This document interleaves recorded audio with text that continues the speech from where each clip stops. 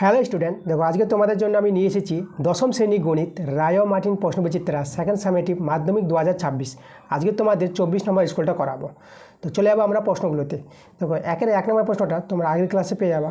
দেখো তোমাদের যেতে হবে এই প্রশ্নের জন্য আমি পেজ নাম্বার বলে দেবো আর স্কুল নাম্বার বলে দেবো। তোমাদের যে পেজ নাম্বার আছে পেজ 138 পাতা, স্কুল 10, তোমাদের আছে অঙ্কটা একের 1 নম্বর অঙ্কটা। 2 নম্বর প্রশ্নটা বলেছে একটা দ্বিঘাত সমীকরণ দেওয়া আছে, এই সমীকরণটির বীজদ্বয় বাস্তব ও সমান, তাহলে এর মান কত।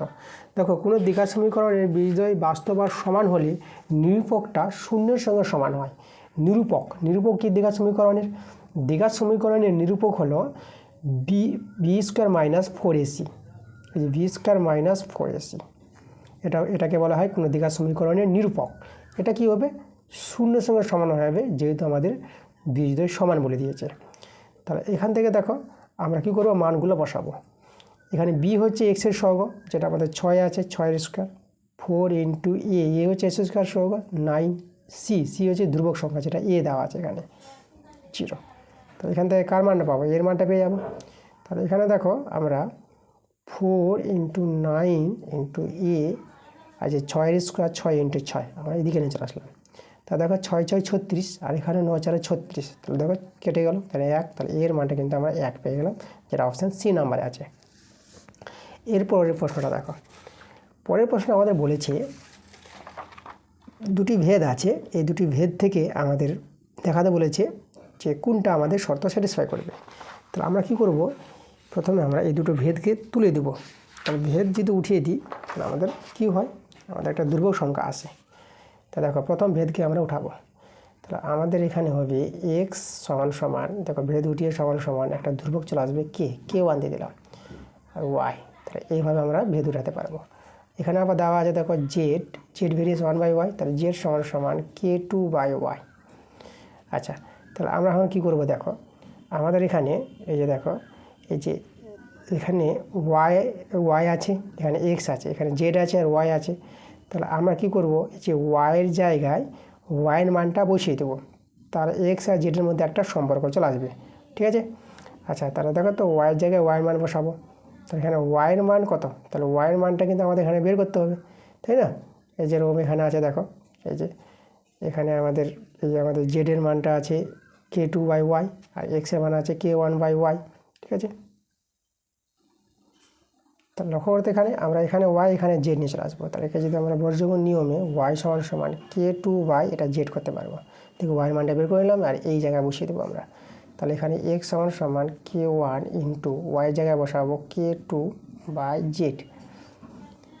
তাহলে এখানে দেখো তো আমরা কী পেয়ে যাবো, এক্স সমান সমান আমাদের রয়ে গেল k1 k2 into 1/z। X সমান সমান এই যে k1 k2কে আমরা নতুন একটা ধ্রুবক নিয়ে নেবো এম 1/z। তাহলে দেখো এটা তো আমাদের ধ্রুবক, তাহলে আমরা এখন কী করতে পারবো, সমান সমান ধ্রুবক উঠিয়ে ভেদ নিয়ে আসতে পারবো। তাহলে এক্স ভেরিয়েস 1/z, তাহলে এটাই আমাদের হবে সম্পর্ক নির্ণয়। তাহলে এই সম্পর্কটা দেখো আমাদের বি নাম্বার অপশানে আছে, তাহলে অ্যান্সারটা আমাদের বি নাম্বার। পরের প্রশ্ন দেখো আমাদের কি বলছে,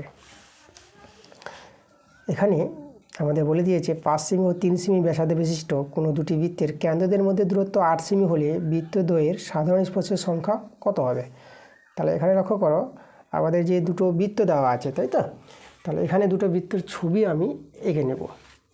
তা দেখো এখানে যে দুটি বৃত্ত আছে তাদের কেন্দ্রদের মধ্যে দূরত্ব বলেছে, দেখো আমাদের এই যে কেন্দ্র আমরা এ দিয়ে দিলাম, ঠিক আছে। এটা এই যে কেন্দ্রদের মধ্যে দূরত্ব, এখানে কেন্দ্রটা আমরা বি নাম দিয়ে দিলাম।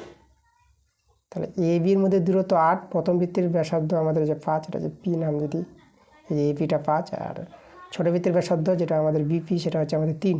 দেখো 5 আর 3 যোগ করে 8 হচ্ছে, তাহলে কেন্দ্রদের মধ্যে দূরত্ব আমাদের কত, আমাদের 8 বলে দিয়েছে। তাহলে আমরা দেখো এইভাবে প্রশ্ন অনুসারে আমরা বৃত্ত দুটি এইভাবে বহিঃস্পর্শ করেছে পি বিন্দুতে। তাহলে বৃত্ত দুটি যদি বহিঃস্পর্শ করে তাহলে সাধারণ স্পর্শের সংখ্যা আমরা কটা পাবো। তা দেখো এখানে একটা তো সাধারণ স্পর্শক আছে, তাহলে এখানে আমরা একটা সাধারণ স্পর্শক পেয়ে যাবো একটা। এদিকে দেখো সরল সাধারণ স্পর্শক, এভাবে তোমরা করতে পারবে। এদিকে একটা স্পর্শক আছে সরল সাধারণ স্পর্শক, সাধারণ স্পর্শক মানে এমন একটি সরলরেখা যা দুটো বৃত্তকে স্পর্শ করে যাবে। আর এদিকে একটা আছে, দেখো এদিকে পেয়ে যাবো আমরা সরল সাধারণ স্পর্শক, এই যে দেখো এই যে। তো কটা পেলাম আমরা, 1 2 3, তিনটি আমরা সাধারণ স্পর্শক পেয়ে যাবো এই দুটি বৃত্তের। তা তিনটি কি অপশানে আছে? তিনটি কিন্তু অপশানে নাই, তার আমাদের ডি নম্বর অ্যান্সারটা হবে কোনোটি নয়। চলে যাবো আমরা 5 নম্বর প্রশ্নে। দেখো 5 নম্বর প্রশ্নটা আমাদের কী বলেছে, দুটি সদৃশ ত্রিভুজের ক্ষেত্রফল অনুপাত দেওয়া আছে, তাদের উচ্চতার অনুপাত কত হবে সেটা চেয়েছে। তাহলে এখানে লক্ষ্য করো, আমাদের দুটি যে ত্রিভুজ আমরা যদি আমরা নিয়ে নেব দুটো ত্রিভুজ। দেখো দুটো ত্রিভুজ ABC নিলাম আর একটা ত্রিভুজ নিলাম DEF। এখানে ত্রিভুজ ABC এর এই যে আমাদের কি উচ্চতা AP আর ত্রিভুজ DEF উচ্চতা নিয়েছি DQ। এবার দেখো আমরা এখানে কি জানি, দুটো ত্রিভুজ সদৃশ্য এখানে বলে দিয়েছে, এই যে ABC ত্রিভুজ আর DEF ত্রিভুজ দুটো সদৃশ্য। তা দুটো ত্রিভুজ যদি সদৃশ্য হয় তা তাদের কি হয়, তাদের এই যে দেখো এই যে AB বাই DE সমান হবে AP বাই DQ। সদৃশ ত্রিভুজের বাহুগুলির অনুপাত সমান হবে উচ্চতা অনুপাত। ঠিক আছে, এটা হয় সদৃশ ত্রিভুজের, এটা আমরা করতে পারবো। তাহলে এবার দেখো, এবার আমাদের আরেকটা ধর্ম জানতে হবে, দুটি সদৃশ ত্রিভুজের ক্ষেত্রফলের যে অনুপাতটা হয়, মানে ত্রিভুজ ABC বাই ত্রিভুজ DEF, এই দুটো ত্রিভুজের ক্ষেত্রফলের অনুপাত হবে সেই দুটো ত্রিভুজের অনুরূপ বাহুগুলির বর্গের সঙ্গে সমান হবে। তো অনুরূপ বাহু আমরা নিতে পারবো AB তার স্কোয়ার বাই এই যে AB বাই DE তার স্কোয়ার। ঠিক আছে, এটা আমাদের সদৃশ ত্রিভুজের ধর্ম, এটা তোমরা বইতে পেয়ে যাবা। ঠিক আছে, দুটি সদৃশ ত্রিভুজের ক্ষেত্রফলের অনুপাতটা হবে সেই দুটি সদৃশ ত্রিভুজের অনুরূপ বাহুগুলির বর্গের অনুপাতের সঙ্গে সমান হবে। তাহলে এখানে দেখো আমাদের ক্ষেত্রফলের অনুপাত বলে দিয়েছে, কত বলেছে 16/9, মানে 16:9 বলতে 16/9। আর এখানে দেখো AB বাই DE সমান AP বাই DQ আছে, তাহলে এখানে আমরা লিখতে পারবো AP স্কোয়ার আর DQ স্কোয়ার। দেখো এই যে আমাদের সমান, এই সমান ধরে আমরা এখানে দেখো AB বাই DEর জায়গায় আমরা AP বাই DQ লিখতে পারবো। তো এখান থেকে দেখো আমরা AP বাই DQ, এই যে দেখো AP বাই DQ আমরা পেয়ে যাব। ঠিক আছে, এটা স্কোয়ার ছেড়েছি আমরা বর্গমূল, 16 বর্গমূল 4 আর 9 বর্গমূল 3। তাহলে উচ্চতার অনুপাত কত পেয়ে গেলাম, উচ্চতার অনুপাত পেয়ে গেলাম 4:3 পেয়ে গেলাম। 4:3 এটাই আমাদের অ্যান্সার। দেখো বি নাম্বার অপশানে আছে। চলে যাবো আমরা 6 নম্বর প্রশ্নে। 6 নম্বর প্রশ্ন বলেছে, দেখো 5 নম্বর হয়ে গেছে, 3 নম্বর করলাম, 4 নম্বর করে দিলাম। এবার যাবো আমরা 6 নম্বর প্রশ্নে। বলছে দুটি নিরেট গোলকের বক্রতলের ক্ষেত্রফল দেওয়া আছে 9:64 হলে তাদের আয়তনের অনুপাত কত হবে। আচ্ছা, দুটি গোলকের বক্রতলের ক্ষেত্রফল বলে দিয়েছে, অনুপাত বলে দিয়েছে, ক্ষেত্রফলের অনুপাত। তা দেখো তো আমরা দুটি গোলকের বক্রতলের ক্ষেত্রফল কী জানি, প্রথম গোলকের ব্যাসার্ধ R1 আর দ্বিতীয় গোলকের ব্যাসার্ধ R2 নিয়ে নেব। তাহলে এখানে দেখো প্রথম গোলকের বক্রতলের ক্ষেত্রফল 4πr1 স্কোয়ার বাই দ্বিতীয় গোলকের বক্রতলের ক্ষেত্রফল 4πr2 স্কোয়ার। এদের অনুপাত বলেছে 9/64। এই দেখো 4π কেটে দেবো, তাহলে এখানে আমরা R1/R2 তার হোল স্কোয়ার, এটা 3/8 করে তার কি হোল স্কোয়ার করতে পারবো আমরা। তাহলে এখানে R1/R2 এর মানটা কত পেয়ে যাবো, 3/8 পেয়ে যাবো। এবার তাদের আয়তনের অনুপাত আমাদের বের করতে বলেছে। আয়তন বলতে দেখো 4/3 πr1³ আর 4/3 πr2³ এই যে আয়তনের অনুপাত, এটা আমাদের বের করতে বলেছে। এটা কেটে গেলো দেখো, তাহলে এখানে আমরা পেয়ে যাবো R1/R2 তার কিউব। তাহলে R1/R2 মানটা আছে 3/8, 3/8 হোল কিউব। দেখো 3-এর বর্গ ভেঙে নেবা। ঠিক আছে, 3-এর বর্গ বলছি 3-এর ঘন, ঠিক আছে 3-এর কিউব, 3-এর ঘন ভাঙবা, এটা পাবা 27। আর 8-এর ঘন, 8কে 3বার গুণ, 8কে 3বার গুণ করে পেয়ে যাবো 512। তাহলে আমাদের সেটা চলে আসবে দেখো 27:512। তাহলে এখানে গোলক দুটির আয়তের অনুপাত কত পেয়ে গেলাম, 27:512। দেখো আমাদের আছে বি নাম্বার অপশানে।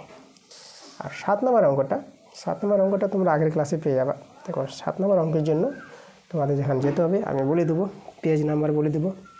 তো পেজ নাম্বার হচ্ছে 100, আচ্ছা পি থেকে পেজ 143 পাতার স্কুল 15 নম্বর স্কুল 1-এর 7 নম্বর অঙ্কটা আছে। ঠিক আছে, তোমরা আগের ক্লাসে গেলে এই অঙ্কটা পেয়ে যাবা। আমরা চলে যাবো 2 নম্বর প্রশ্ন। 2-এর 1 নম্বর প্রশ্নটা তোমরা আগের ক্লাসে পেয়ে যাবা, এটা তো বলে দিলাম। দেখো এটার জন্য তোমাদের যেতে হবে কোথায়, তা 2-এর 1-এর জন্য যেতে হবে পেজ নাম্বার 140 পাতার স্কুল 12, 2-এর সেখানেও 1-এর অঙ্কটাই আছে। এবার আমরা তোমাদের করাবো আমি করাবো তোমাদের। এই যে 2 নম্বরটা, 2 নম্বর অঙ্কটা দেখো আমাদের কী বলছে, ও কেন্দ্রীয় বৃত্তের বহিষ্ঠ বিন্দু পি বিন্দু থেকে বৃত্তের উপর অঙ্কিত স্পর্শক দ্বয়ের স্পর্শ বিন্দু এ এবং বি, তারা কোণ এপিবি 60 ডিগ্রি হলে কোণ ও এ বি এর মান নির্ণয় করতে বলেছে। তা আমাদের প্রথমে এখানে ছবিটা দেখে নিতে হবে। তা চলো আমরা ছবিটা দেখি। এখানে যে আমাদের ছবিটা তৈরি হবে এভাবে, আমাদের একটা বৃত্ত দেওয়া আছে, বৃত্তের বাইরে একটা পি বিন্দু বলে দিয়েছে, বহিস্থ বিন্দু। আর পি বিন্দু থেকে বৃত্তের উপর স্পর্শক দেখো আমরা করব, এভাবে একটা স্পর্শক আছে আর এভাবে একটা স্পর্শক আছে। এই স্পর্শক দুটি দেখো বৃত্তকে এ বিন্দুতে আর বি বিন্দুতে এখানে স্পর্শ করেছে। এখানে আমাদের বৃত্তের কেন্দ্রবিন্দু, আমরা ও নিয়ে এলাম। আমাদের দেখো এখানে আমাদের যেটা বলেছে এপিবি 60 ডিগ্রি, এপিবি এই কোণটা আমাদের বলে দিয়েছে 60 ডিগ্রি। তাহলে ও এ বি, তাহলে ও এই যে ও এ এই যে বি, এই যে কোণটা আমাদের বলা যায় দেখো, এই যে ও A B, O A B, তাহলে আমাদের এখানে দেখো যোগ করতে হবে যে ও এ বি যোগ করতে হবে।